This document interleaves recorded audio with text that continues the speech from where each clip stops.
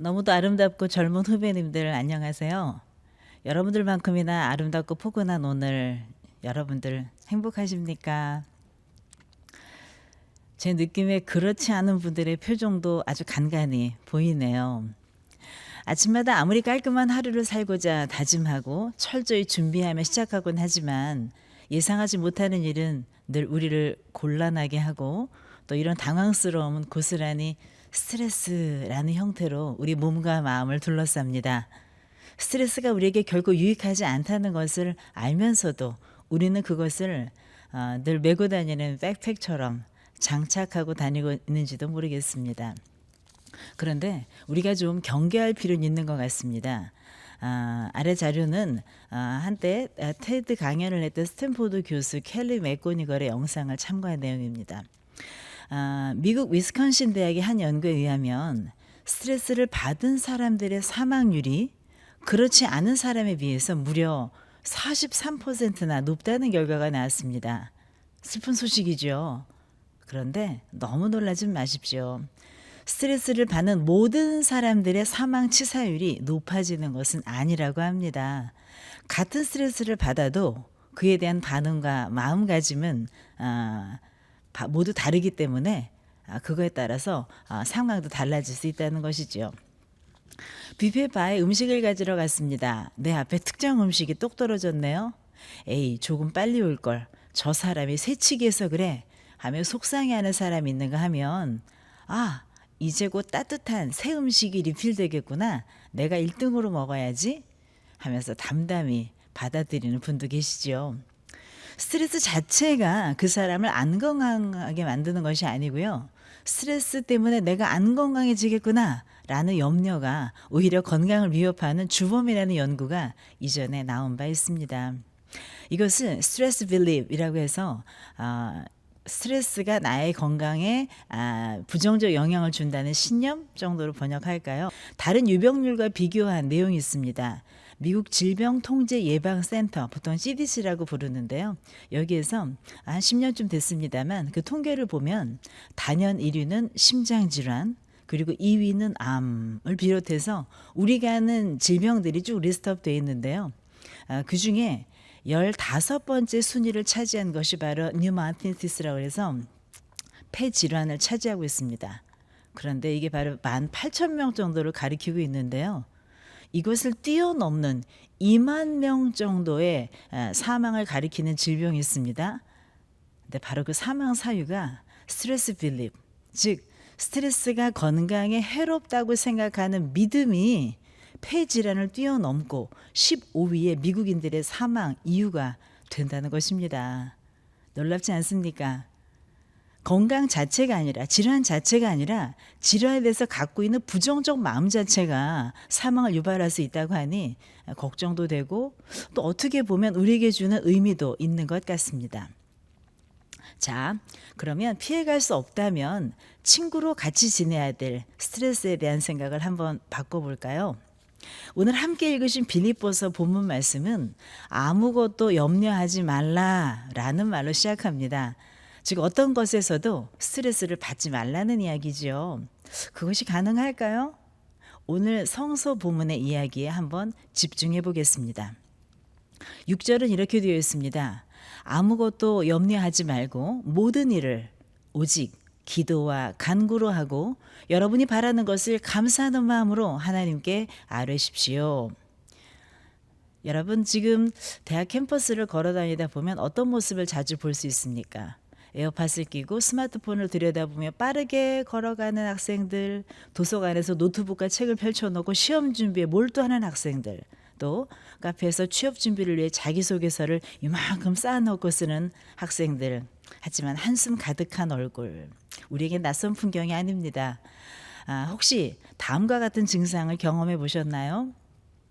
밤에 걱정스러운 일이 많아서 잠이 안 와서 뒤척이는 불면증, 갑자기 심장이 빨리 뛰고 숨이 가빠지는 공황 발작, 또 집중이 안 되고 머릿속이 복잡해지는 집중력 저하, SNS를 보면서 다른 사람과 자신을 비교하며 느끼는 우울감. 이런 증상들의 공통점이 있는데요. 그것은 바로 마음이 편치 않다는 것입니다. 마음에 평화가 없다는 것이죠. 그럼 우리 어떻게 이런 염려를 내려놓고 이 평화를 얻을 수 있을까요? 오늘 읽으신 4장 6절 말씀에서는 두 가지 방법을 제시하고 있습니다. 그 첫 번째는 바로 기도하는 겁니다. 내 요청을 정리해 보는 겁니다. 모든 일을 오직 기도와 간구로 하고, 기도라고 하면은 우리는 굉장히 기독교적인 교회 안에서만 이루어지는 신앙 행동으로 이해하는데요. 사실 온 세상의 모든 종교는 기도라고 하는 절대자와의 소통 방식을 갖고 있습니다. 내 분명한 신앙의 대상이 있다면 그분과 소통하면 됩니다. 소통이 뭐냐면 여러분 학사 일정 관련돼서 궁금하실 때 학교 관련 부처에 전화하시지요. 그런데 만약에 간단하지 않고 내용이 복잡하다면 어떡합니까? 앱 메모장이나 노션, 투두리스트 등의 정리를 하곤 하지 않습니까? 바로 그런 소통입니다. 우리의 걱정과 고민거리도 그냥 두지 말고 이렇게 정리를 해보는 겁니다. 최근 심리학에는 걱정 노트라는 기법도 있더라고요. 머릿속의 생각을 모두 종이에 쏟아내는 겁니다. 이렇게 하다 보면 둥둥 떠다니던 굉장히 많은 생각들이 쫙 정리가 되면서 아하, 별거 아니었구나 하기도 하고 진짜 중요한 게 무엇인지 시각적으로 드러난다는 것입니다. 기도와 간구는 바로 그런 과정입니다. 내 마음속에 복잡한 생각들, 분류되지 않은 엉망진창 같아 보이는 바로 그 내면의 삶을 하나님이라고 하는 믿을 만한 존재 앞에 정직하게 내어놓는 것입니다. 하나님, 저는 이번 중간 시험이 너무 걱정됩니다. 하나님, 저는 제 미래 진로에 불안감이 있습니다. 하나님, 인간관계에 저는 너무너무 어렵습니다. 이렇게 구체적으로 자신의 문제를 하나님께 말씀드릴 때 우리 마음속에 혼란한 생각들이 많이 정리된다는 것입니다. 저 하나님 잘 모르는데요? 라고 말씀하실 학생분도 있을 것입니다. 하지만 전혀 염려하지 마십시오. 기도는 신념을 향한 기록입니다. 구두로 하는 기록도 있지만 텍스트로 하는 기록이 더 요긴합니다. 그저 복잡한 마음 상황을 가만히 있지 말고요. 머리에만 띄워두지 말고 종이 노트든 포스트잇이든 스마트폰 앱이든 아무튼 내가 기록을 해보세요. 근데 기록은요, 그냥 하는 게 아니고요. 중요한 조건이 하나 있습니다. 기도는 모든 기도를 할 때 감사로 마치십시오. 기록은 감사로 마침표를 꼭 찍으시기 바랍니다. 여러분이 바라는 것을 감사하는 마음으로 하나님께 아뢰십시오. 감사한다는 게 무엇일까요? 감사는 과거의 경험에서 나오는 것입니다. 하나님이 내 삶을 어떻게 함께 하셨는지, 아니면 하나님과 아직 안 친하신 분은 내 인생에서 참 좋았던 추억이 무엇인지 그걸 자꾸 꺼내서 그 좋은 감정을 지금 현재화하는 것입니다. 어떤 어려움 속에서도 내가 이 시간까지 무사히 왔는지 그걸 추억해 보는 것이지요. 최근 한 연구에 의하면 매일 감사일기를 쓰는 분들은 스트레스 호르몬인 코티솔이 23% 낮아진다고 합니다. 감사는 단순한 감정이 아니라 우리 몸에 실제적인 변화를 주는 강력한 도구이기 때문입니다. 여러분 시험 기간이나 취업 준비로 힘든 상황에도 감사할 것을 한번 찾아보세요. 비록 지금은 힘들지만 이 과정을 통해서 성장할 수 있어 감사합니다. 좋은 친구들과 함께 공부할 수 있어 감사합니다. 건강하게 이 시간을 보낼 수 있어 감사합니다. 이렇게 우리의 요청을 감사를 꼭 담아서 감사를 포장지로 해서 아름다운 선물처럼 하나님께 올려드릴 때, 아니면 내가 그냥 간직해도 괜찮습니다. 그러면 우리의 시선은 문제를 떠나서 가능한 단계로 한 단계 옮겨가게 됩니다. 기도와 감사의 마침표, 이 둘을 충실히 하셨다면 이미 큰 수확에 더욱 가까이 왔습니다. 바로 그 수확이 뭐냐면, 이것을 해낸 분들에게 주시는 아주 좋은 리워드가 뭐냐면 그것이 바로 평화입니다. 7절은 이렇게 되어 있습니다. 그리하면 사람의 헤아림을 뛰어넘는 하나님의 평화가 여러분의 마음과 생각을 그리스도 예수 안에서 지켜줄 것입니다.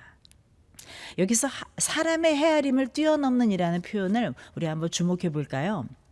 하나님이 주시는 평안은 기원 자체가 다르기 때문에 우리가 머리로 이해하고 우리 가슴으로 느끼려고 하는 이 용적을 넘어서서 완전히 다른 범위의 초월적인 세상에서의 바로 그 마음이라는 것입니다. 여러분 이런 경험 있나요? 객관적으로 볼 때는 상황은 전혀 개진된 것이 없습니다. 하지만 이상하게 마음은 편안해요. 시험 성적은 여전히 좋지 않고 취업 준비도 여전히 힘들고 인간관계도 여전히 복잡한데 그럼에도 불구하고 마음속에서 깊이 올라오는 좋은 마음, 뭔가 마음이 뿌듯하고 편안한 마음. 그것을 어떻게 설명할 수 있을까요? 그것은 바로 평안함, 바로 하나님이 주시는 평화라고 할 수가 있습니다. 그런데 이 평화는 단순한 감정적 안정감이 아닙니다. 오늘 아주 중요한 키워드인데요. 바로 이 평화는 우리의 마음과 생각을 지켜준다는 것이 오늘 메시지의 핵심입니다. 여기서 마음과 생각이라는 두 단어를 한번 깊이 살펴보겠습니다. 첫 번째 마음입니다. 마음은 그리스어로 카르디아라고 합니다. 이건 바로 심장이라고 하는 단어고요. 여기에서 우리 의학 용어인데 심장학 그러면 cardiology 하면은 심장을 연구하는 학문. 지금도 병원 복도에 가면은 쓰여 있는 영어가 바로 cardiology인데요. 바로 그리스어 카르디아 심장에서 나온 말입니다. 고대 사람들은 감정이 우리 심장에서 나온다고 생각했어요. 그래서 우리 감정적인 영역을 가리키는데 마음을 지키신다는 얘기는 뭐냐면 우리의 감정을 차분하게 지켜주신다는 얘기가 되겠습니다.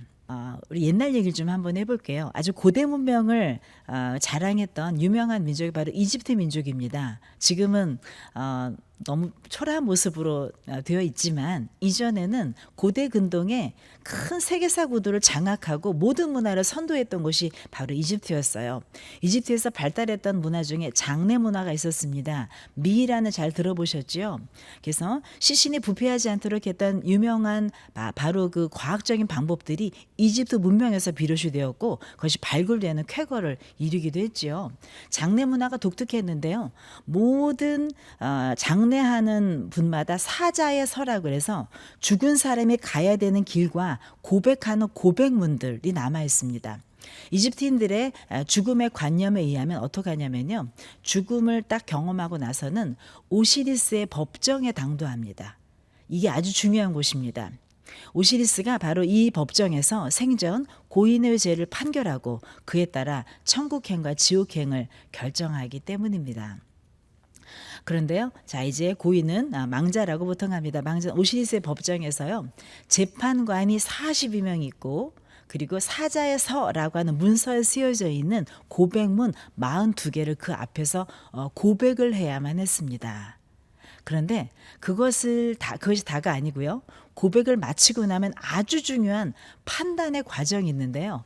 그럼 이 사람을 천국에 보낼 것인가 지옥에 보낼 것인가 그 기준이 뭐냐면 바로 이 사람의 심장을 저울에 재보는 것이었습니다. 카르디아, 이분의 심장을. 그래서요, 미라를 만들 때 미라의 공정을 보면 간단히 설명하면 그 사람이 죽게 되면은요. 시신을 훼손하지 않은 채 이 안에 영혼이 다시 살아난다고 생각해서 이 안에 부패할 수 있는 장기들을 모두 적출을 합니다. 근데 어떻게 하냐면 코를 통해서 모든 장기를 다 그땐 기술이 되게 특별한 기술이 있었어요. 적출하는데 단 하나만 남겨뒀습니다. 그게 바로 심장이었어요. 심장이 왜 중요한지 알겠죠? 오시리스의 법정에서 영혼의 죄를 판단할 때 그 심장이 굉장히 중요한 근거가 되는 것입니다. 저울이 있습니다. 천칭 저울이에요. 저울 한쪽에는 정의 여신인 마트의 깃털을, 다른 한쪽에는 이 고인의 영혼의 심장을 얹습니다. 자, 깃털 너무 가벼운데 심장이 이거보다 가볍긴 쉽지 않겠네요. 기준은 뭐냐면요. 생전에 죄를 많이 지을수록 심장이 무거워진다고 본 겁니다. 깃털하고 재서요. 깃털보다 더 무겁게 심장이 늘어지게 되면은 이 사람은 죽을 죄를 많이 지었구나. 그래서 그 자리에서 이걸 판단하는 죽음의 신에 의해서 그 심장을 먹어치움을 당하게 됩니다. 암무트라고 하는 짐승이 그 심장을 해치우게 되죠. 그렇게 되면 심장이 없어진 이 고인은 영혼이 죽지도 못하고 살지도 못한 채 영원토록 구천을 떠돌았다고 합니다.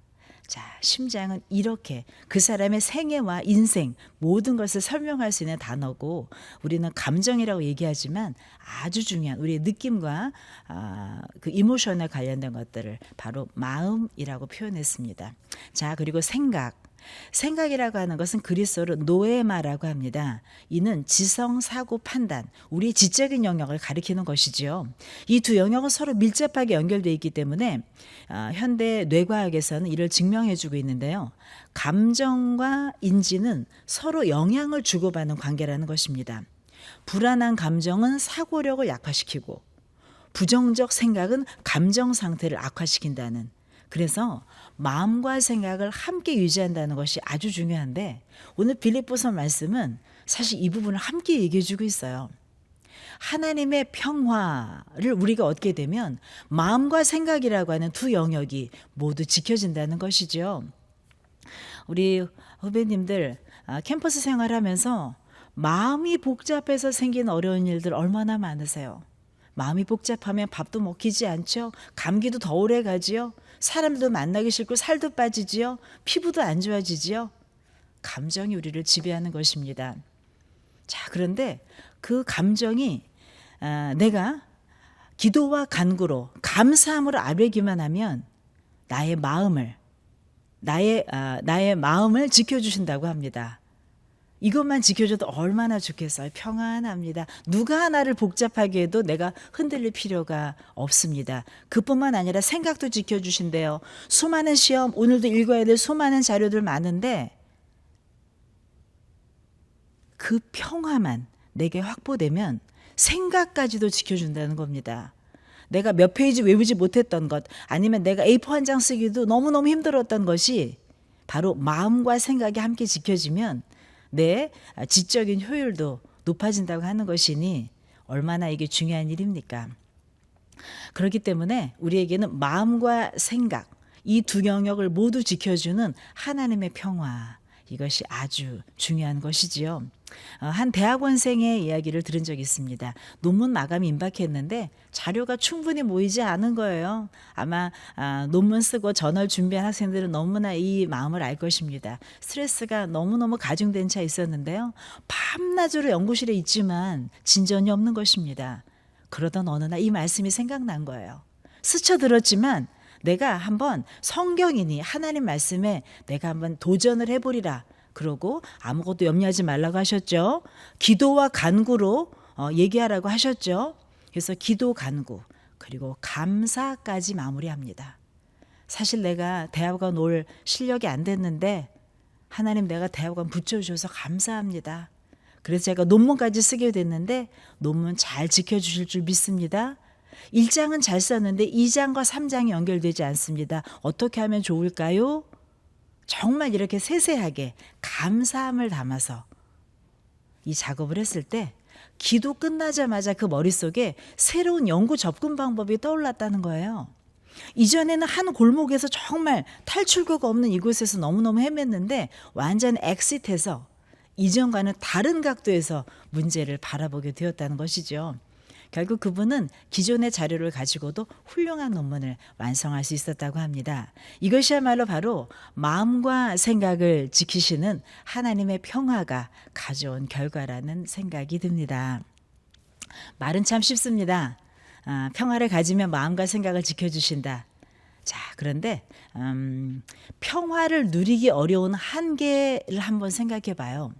염려하지 말라고 했는데 염려라고 하는 것은 원래 그리스 원어로는 마음이 두 개로 나뉘어진다는 뜻을 갖고 있습니다. 마음이 하나여도 집중해서 이 일을 해결하기 쉽지 않은데 두 개는 나뉘어 있으니 얼마나 효율이 떨어지겠습니까? 마음이 분열되면 우리는 한계 상황에 놓이게 됩니다. 하지만 모든 한계가 우리를 불행하게 만드는 것은 아닙니다. 여러분 어렸을 때 아마 보셨을 영화 같은데요. 2008년 개봉됐던 마블 시리즈 최초 영화 아이언맨을 기억하십니까? 천재과학자 토니 스타크가 테러리스트에게 납치되는 사건이 일어납니다. 그리고 자신이 개발한 제리코 미사일이라고 하는 그것을 똑같이 만들어내도록 동굴에 감금되고요. 삼엄한 경계 가운데 시일도 촉박하게 요청받지요. 더군다나 토니 스타크는 테러 가운데 그 모든 파편이 몸에 다 박혀 있는 바람에 심장으로 그 파편이 오지 않도록 하는 아크 원자로를 찬 채 자기 생명을 담보로 한 채 이 어려운 연구를 해야 되는 상황에 처한 것입니다. 호인센 박사라는 분과 동행해서 바로 이 어려운 작업을 하기 시작하는데요.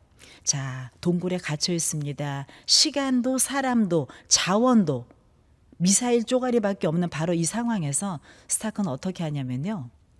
미사일을 만드는 척 하면서 사실은 탈출용 전투 슈트, 아이언맨 슈트의 원조가 되는 마크 1을 개발해냅니다. 물론 철저히 테레스트리에서 눈을 숨기면서 설계도를 분리해가지고 이 작업을 비밀리 진행하죠. 의심을 산 이 테레스트리 다시 공격해 오려고 했을 때는 이미 슈트가 완성이 되어서 탈출하게 이르는 바로 흥미진진한 이야기가 아이언맨 1 첫 번째 시리즈에 펼쳐집니다. 그 광경을 보면 제한된 공간, 제한된 시간, 제한된 자원, 어디에도 요청할 수 없는 심지어 생명까지도 제한된 그 상황에서 토니 스타크는 한계 가운데서도 최선의 집중을 다해서 자기 할 일을 이뤄낸다는 것입니다. 한계가 우리를 더 망하게 할 것 같지만요. 오히려 더 큰 집중과 창의력을 개발하게 만드는 바로 그 본산이 한계 상황이라고 생각합니다. 여러분을 힘들게 하는 그 한계 상황이 어쩌면 새로운 가능성의 문을 여는 계기가 될 수도 있습니다. 중요한 것은 그 상황에 압도되지 않고 하나님이 주시는 평화를 경험하는 것입니다. 사랑하는 여러분, 오늘 우리는 빌립보서 4장 6, 7절에 있는 마음과 생각 이야기를 나누었습니다. 오늘 우리가 살아가는 시대 가장 부족한 것은 바로 평화가 아닐까 싶습니다. 실제 우리가 살고 있는 세계는 지금도 이스라엘 하마스 전쟁, 러시아 우크라이나 전쟁이 아직도 현재 진행 중입니다. 세계 평화를 논하기 전에 우리 자신의 평화는 어떻습니까? 테슬라의 CEO 일론 머스크는 일전에 이런 인터뷰를 했는데요. 회사를 운영하는 극심한 스트레스로 거의 정신적 붕괴를 경험했다고 하면서 일주일 내내 밤을 새우고 수면제가 없으면 잠을 이루지 못했다는 고백을 하기도 합니다. 보건복지부에서 정신건강 실태를 최근에 조사를 했는데 우리나라 전체 국민이 우울장애 평생 유병률이 7.7%, 불안장애가 9.3% 나타났다고 합니다. 이런 통계는 우리 국민 모두가 이런 우울감에서 해방될 수 없다는, 제외되지 않는다는 슬픈 현실을 보여주기도 하는 것이지요.